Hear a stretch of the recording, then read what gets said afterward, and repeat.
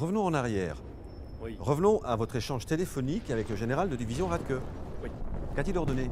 Le général Radke a d'abord voulu savoir si la patrouille d'interception avait déjà un contact visuel avec le pilote. Qu'avez-vous répondu? Que le contact était établi.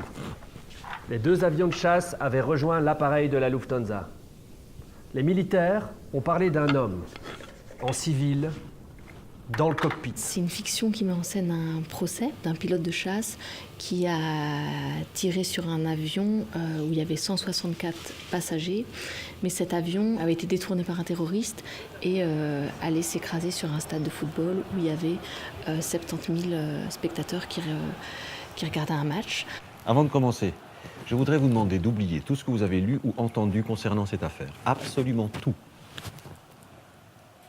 Vous et vous seul êtes appelés ici à juger. Les spectateurs vont être amenés à voter. En fait, ils sont dans la position du juré et on va leur donner les arguments, le pour, le contre. Il y a l'avocat, le procureur, le président, les témoins. Auriez-vous pu voir si les passagers étaient sur le point de pénétrer dans le cockpit? L'avion était en feu. Oui. Je ne pouvais rien voir, tout était plein de fumée. Donc vous n'avez pas pu voir si les gens qui ont été précipités dans le vide étaient assis sur leur siège, s'ils étaient debout dans le couloir ou si précisément ils cherchaient à pénétrer dans le cockpit? Non. Madame la procureure, je ne sais pas où doivent conduire vos questions.